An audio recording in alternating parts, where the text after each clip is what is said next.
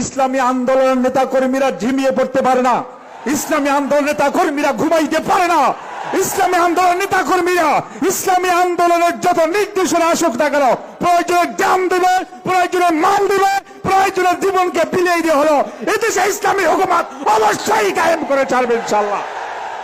নয়নের মণি, বাংলার লক্ষ কোটি মানুষের হৃদয়ের স্পন্দন, নায়েবে আমিরুল মুজাহিদিন হযরত মাওলানা সৈয়দ মোহাম্মদ ফাইজুল করিম সাহেব দামাত বারাকাতুহুল আলিয়া উপস্থিত আছেন আজকের এই মহাসমাবেশের কেন্দ্রীয় নেতৃবৃন্দ, ইসলামী শ্রমিক আন্দোলনের কেন্দ্রীয় নেতৃবৃন্দ, ঢাকা উত্তর এবং দক্ষিণ মহানগরের দায়িত্বশীল ভাইয়েরা, আমার সামনে উপবিষ্ট শ্রমিক ভাইয়েরা।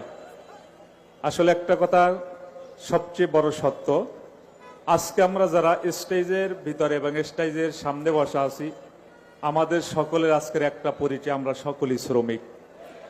যেহেতু আজকে শ্রমিক আন্দোলনের সমাবেশ, ইসলাম যেভাবে শ্রমিকের মর্যাদা দিয়েছে অন্য কোন ধর্মের ভিতরে সেইভাবে শ্রমিকের মর্যাদা দেওয়া হয়নি। আল কাসিব হাবিবুল্লাহ, এরপরে আল্লাহর হাবিবের নির্দেশ, শ্রমিকের শরীরের ঘাম মজার আগে তোমরা তাদের মজুরি দিয়ে দাও।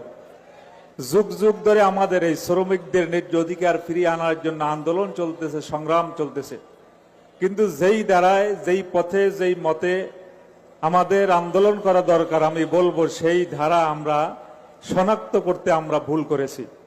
কারণ ইসলাম পারে আমাদের ন্যায্য অধিকার নিশ্চিত করতে।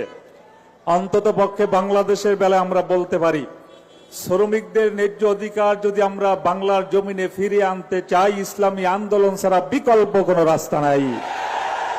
আমরা যদি শ্রমিকদের ন্যায্য অধিকার ফিরিয়ে আনতে চাই, মহতারাম আমিরুল মুজাহিদের নেতৃত্বে ছাড়া বিকল্প কোনো পথ আমরা খোলা দেখতেছি না।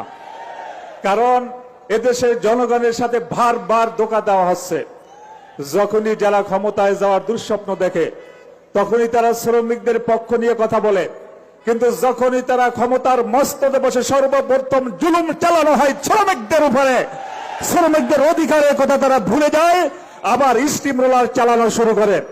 এই জন্য আমি সকলকে উদাত্ত আহ্বান জানাবো, আমরা যদি শ্রমিকদের ন্যায্য অধিকার ফিরিয়ে আনতে চাই, মহতারাম আমিরুল মুজাহিদিন এবং নায়েবে আমিরুল মুজাহিদিন সহ কেন্দ্রীয় নেতৃবৃন্দ আমাদেরকে যেভাবে দিক নির্দেশনা দিতেছেন, সামনে যেভাবে নির্দেশনা দিবেন, এই নির্দেশনা পালন করতে আমি আশা করি ইসলামী আন্দোলনের নেতা কর্মীরা ঝিমিয়ে পড়তে পারে না, ইসলামী আন্দোলন নেতা কর্মীরা ঘুমাইতে পারে না, ইসলামী আন্দোলন নেতা কর্মীরা ইসলামী আন্দোলনের যত নির্দেশনা আসুক না কেন প্রয়োজনে জান দেবে, প্রয়োজনে মান দেবে, প্রয়োজনে জীবনকে বিলিয়ে দিয়ে হলো এদেশে ইসলামী হুকুমত অবশ্যই কায়েম করে ছাড়বে ইনশাআল্লাহ।